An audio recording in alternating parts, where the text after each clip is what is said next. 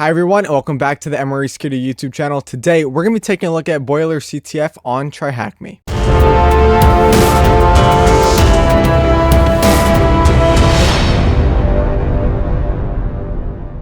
So Boiler CTF is a medium severity box, and we have a few challenges to solve throughout this box. So let's jump right into it by grabbing the target IP address, heading on over to our terminal, and doing a sudo nmap -b-, which will do 1 through 65535 on ports, tac sc for default scripts, tac sv for versions, as well as tac t4 for thread number 4, which just allows the scan to go a little bit faster.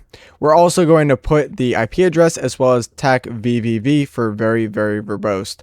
When we run this, we can see that we do have a few ports that pop up. We have port 80, port 21, and while this is running, we can just head on over to a different terminal and we can begin doing some enumeration on both these ports. So let's start out with the FTP by going to FTP, and then we could just paste in our IP address, click on enter, and we could see that it's VS-FTPD 303.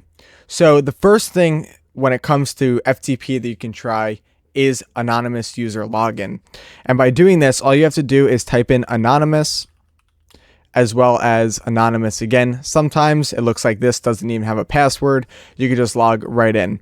So we could do an ls, which will list out all the files, and it doesn't look like anything is really showing up at the moment. While that's going, let's head on over to our browser and see what is on the web server. And we can see it is an Apache 2 default page, and I'm assuming what we're going to have to do is we're going to have to brute force our way through this web server. So what we could do is we'll just get out of this FTP for now, since we don't need to use it, and we can begin a GoBuster scan. So let's do GoBuster dir tacu http:// the IP address, and then we're also going to do a tac w for word list, and then we'll do user share word list dirbuster, and then we'll do directory list medium 2.3 medium.txt. And if you want, you can also put an X for extensions, and we can just throw in, let's say, PHP. So we will let this run, and this may take a second to run, and it looks like something went wrong. So it looks like when I copied over the URL from the browser, it already had HTTP, so we'll just get rid of that. And as we can see, it's currently running, and nothing is really showing up yet. So while the GoBuster scan continues, we could take a look at the Nmap scan that just wrapped up, and we could see that 21 is open, which is FTP, which we already know the version for, and it says that it was able to log in as FTP, and anonymous FTP login is allowed, as well as HTTP with one disallowed entry on robots.txt, and this is again an Apache 2 Ubuntu default page. It looks like we also potentially have SSH on a larger port 55,007, as well as another port 10,000, which is a miniserv 1.930. So two pretty interesting ports that we could look at. Let's take a look at port 80 first, and we'll just do a robots.txt on this, and we could see what happens. And there is just a few things here. So there's a temp, there's a /.ssh, yellow, not a rabbit hole, or is it, with a bunch of random text here. So we could just try to do some of these. I don't think these are real directories though, so that's 404 not found. It looks like this probably is going to be a rabbit hole, so we could do just yellow, and it says 404 not found. We could do an A plus rabbit, also not found, and so on and so forth. So this is a rabbit hole, and then this is some sort of encoded text that I really don't want to deal with at the moment. But there is also this Webmin server that we could take a look at, and let's quickly take a look at our GoBuster to make sure that's going. And it did find two different directories on this port 80 that we could take a look at. So there's a /manual. So let's head on over to /manual and see what it has to offer. But because it's a 301, I'm sure that it's not going to have too much. So if there is a vulnerability for 2.4, maybe we can exploit it. But for now, we're going to leave this alone, and maybe we will come back to this. So I'll hold on to this website here, and we can also go to this Joomla website, and let's see if anything shows up here, but I don't know if it will. So in the meantime, while that's trying to load, we can go to Google and just see if maybe there's an Apache version that is vulnerable to something.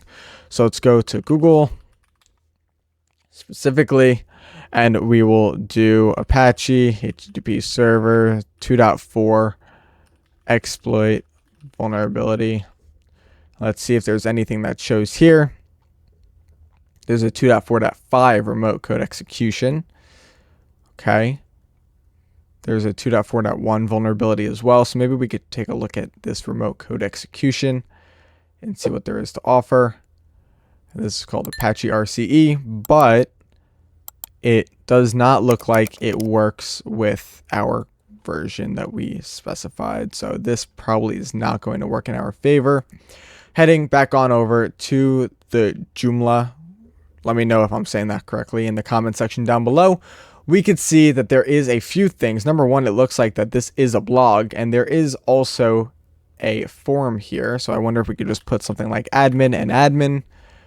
Will that work? And it doesn't look like it will. What if we try maybe admin password and log in?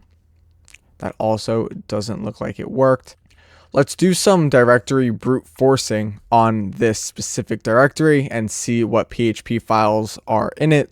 So we could stop this because I'm sure this is probably what we're going to be looking after. And we will paste this on in, make sure PHP is set in the extensions with attack X, and we will let that run. So we can see index.php is there. We have media, templates, modules. Is there anything else? I guess it'll keep running and we could see, but it doesn't look like anything loaded in the templates directory. We can go to tests. Is there anything in tests? There's a few things. So we have JavaScript, readme.md. This is testing. The current directories contains tests for quality assurance of the CMS. So we have the unit, which contains the CMS unit test based on PHP unit, that is, as well as some custom JavaScript. I don't think we're going to need to use any of this. Maybe we will, maybe we won't. Is there any hidden files that we can work with? So administrator, there's a administrator helper test.php, but it doesn't look like it's really going to anywhere. Okay, I wonder if there's something else that we could do. Maybe there's a /bin. Can we do anything in /bin? No. Okay. Can we do anything with the /installation? And it looks like we have installed everything correctly, but the installation folder was not removed. So I wonder if we can get to the administrator just by clicking this, and we still need the username and password. So that's not going to help. Let's head back on over. Is there anything else that we can really do here? There's also /layouts that we'll click on. There's nothing there. So we will let that keep running in the background. Maybe we could take a look at some other stuff, such as this 10,000 port. Maybe we could just do a quick Google search on this version, and we could just put exploit at the end of it and see if maybe there's a vulnerability associated with it. But it doesn't look like maybe there might be a vulnerability associated with this. Let's click on this and see what it says. And it says the botnet is targeting a remote code execution vulnerability in Webmin, a web-based system configuration tool, and it was patched, and you need to update to 1.930. So that means that the mitigation was patched to our version, which we cannot use. We cannot use that exploit because our version is patched, which kind of sucks because this would have been a pretty easy box if we were able to do that. But it does say anything less than 1.930, you can do remote code execution for. So let's see if there is anything else. And configuration.php gives a size of 0. Not really much we can do there, but I guess we can check out the 10,000 port. So we'll just back out of here and we'll do port 10,000. and it looks like the documentation is needed, and this is actually going to be an HTTPS server. So we can quickly go here and type in https:// and we can see we need to accept this. So click on accept and let it load, and it is the default page for Webmin. So again, we could try to just do some basic stuff like admin, that doesn't work. We could do admin password, that also does not seem to work. Come back over here, is there anything new here? There is not. So we will wait for this to continue loading. I guess we can come back up here to the FTP and we can just see if maybe there's anything else that we could do. So again, we'll do an FTP on the box address. So we'll come here and then we will do an anonymous user. And when we did ls, it did not seem to work. But if we do an ls tech la, we do see that there is an info.txt, and we could just do a get to that, and we could do info.txt, and we can retrieve that file. So now if we cat out .info.txt, there looks to be some random stuff here. So again, we'll take this on over to CyberChef and see if there's anything to offer. So let's go to CyberChef, quickly paste it in and see if CyberChef can do anything with that information. And it looks like it cannot.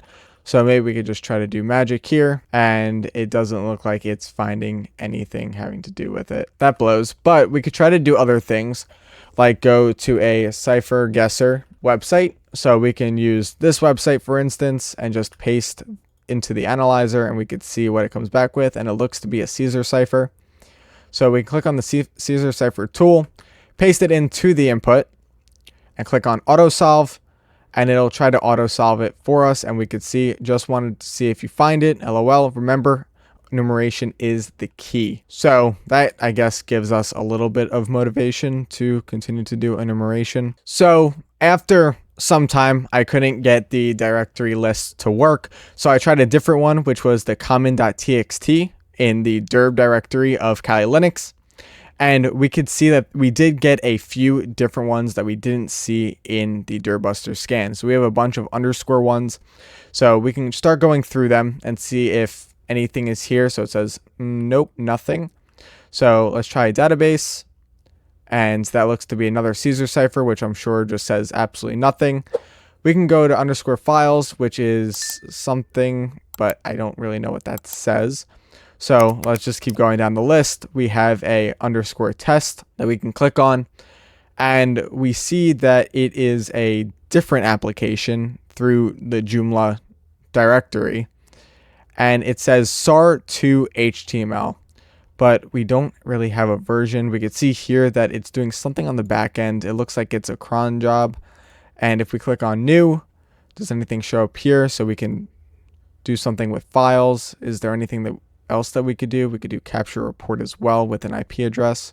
Okay, what about this? So it looks like we could do stuff here. Okay, so what we could try to do is go back to Google and just type in SAR2HTML, and then we could type in exploit to see if anything comes up. We could see that there is an exploit back from 2019, which says that the plot parameter is vulnerable to a command injection vulnerability. And all you need to do is put a semicolon and then put whatever command you want in here. So let's head on back, and we see here that the plot is there. So we could just put, well, X out of here. We'll go back and we'll just do a cat to Etsy password just to see where exactly it is on the web application that we need to look for. So we have to click on select host, and we see all the information inside of the dropdown, which is pretty cool. So what we have to do is we now need to figure out a way to gain remote code execution, and that's by going to the revshells.com website. So go to a different tab and just type in revshells.com, and we need to put in our IP address for our box. So we're just going to do a IPA and grab the ton0 IP address. And while we're still in the terminal, we're going to do a nc nvl np 4444, and this is going to listen on the port 4444 for any connections back to our machine. So with this IP address in mind, we could paste it on in, make sure the port says 4444, and we're going to use the ncmk FIFO file, or the FIFO reverse shell, We're going to copy this on over and we are going to paste it into our URL right here. So when we click on enter, hopefully that works, but I guess we'll find out. And it doesn't look like we received anything. So maybe Netcat is not on the machine. That's okay. We could try a different payload. So let's try this one. Let's go back to our URL and let's paste it on in. So let's try this again and let's see if that worked. And it looks like it still did not work, which I'm kind of confused as to why. So maybe it doesn't allow for connections back. What if we tried to do a different thing? So let's just try to do an ls tac la, and let's try to do some basic enumeration of the system. And we see here there is a log.txt inside of this directory. So it's easy enough. We could just do a cat log.txt. And again, the cat shows here, but we need to click on select host. And we can see that there is a password here associated. So super duper p $. And this is for the user bastard. All right. Now we did see inside of our Nmap scan, if we go back up here, there was a port open for SSH on port 55007. So let's copy this on over and we'll just do an SSH bastard at, and then our IP address, which is 10.201.1.176. We're going to also be on port 55007. We're going to click on enter. Yes. And we're going to need to get this password. So what I'm thinking about doing is we're going to go into the source and we're going to just type in super, and then we have the password right here. So we're just going to copy this over to our terminal and we should have an SSH connection. So let's wait it out and here we go. So we now have access to SSH as this user. So if we do a who am I, we could see we are bastard and we could just do an ls for verification. And it looks like there is a backup.sh file. Is there anything else? There is a .cache as well that we can potentially look into. Let's just do a cat on the backup.sh. And it also looks like the user Stoner owns this file. So we may have to privilege escalate to that user. And it looks like that user's password is right here. So it says username is Stoner, and then it looks like super duper pass number 1 knows.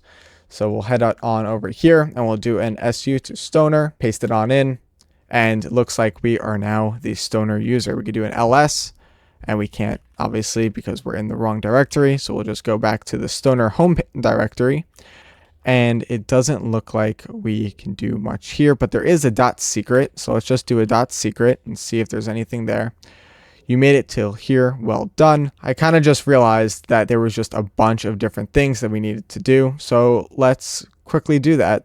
So the file extension after the anon login, I have no idea. I think it's maybe PHP or TXT. It looks like it was TXT because we found that .info.txt. What is the highest port? We said 55007. What's the port running on 10,000? Oh, what is on the highest port? It says SSH. On the 10,000 port, we had the Webmin file server. Can you exploit the service running on that port? I'm assuming they're referring to the Webmin server, which is nay. What CMS can you access? That's going to be the Joomla CMS. It says to keep enumerating an interesting file name in the folder. We found the log.txt. So now we're on to question number 2. Where was the other user's password stored? No extension, just the name. We found it in the backup file, so we could just put backup. Now we need to find the user.txt file, and then what did you exploit to get the privileged user? So let's head back on over to here, and we do need to find that txt file for the user, but I don't really know where exactly that was. We're not going to worry too much about that, I guess, for now. I'm not really too sure where that txt file is. So I guess we'll try to do privilege escalation in the meantime, and we'll have to find the user.txt file here in a minute. So we could do a find command to look for suid bits, and I'll explain suid bits in just a second. So we could do a find slash, we could do attack user and then root, because we want to find root level permissions with the suid bit, and we'll do a perm, we'll do a slash 4000, and we'll set it to 2 with a greater than sign slash dev slash null. When we click on enter, we're going to see that there are a bunch that show up here. And we can head on over to something called GTFO bins. If you don't know what GTFO bins is, it is a powerful tool that you can use. It's hosted on GitHub. And it basically helps you identify privilege escalation techniques within Linux binaries on the Linux host or Unix host. So we can come back over to our list, and there are definitely a few here. So we could look up a few, such as the suid bit. So we could do like an SU and see if there's anything there, and it says functions and sudo. So we're not going to be able to use a suid bit for privilege escalation there. We can also use something like, let's see if there's another one. So let's say ping. So we can go to ping, and it says that there is no escalation privileges for the use of ping. We could try another one. Let's try out find as another command that we could try. So do find, and we can see here that says function is suid bit. So we'll click on find, scroll down a little bit, and we can see how to abuse the find permission.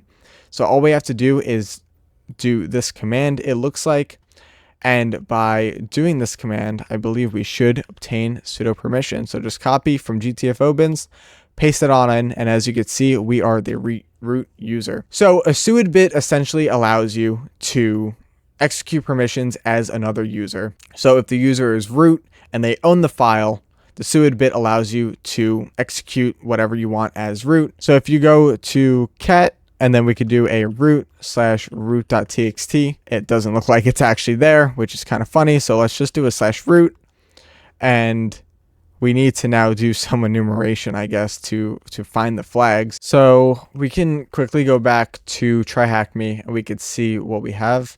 So here it says user.txt, and it looks like it's actually going to be the sentences that are within the root.txt, but they make you fumble a little bit because normally a flag is going to have THM with curly brackets or some form of, UUID or 32 character flag. But I guess in this case, you need to actually put in the sentence. So what did you exploit to get privileged user? We put find, and let's head on back to our terminal, and we'll cut out root.txt again. We'll copy this over, we'll paste it into the flag, and now we have to go into our home directory.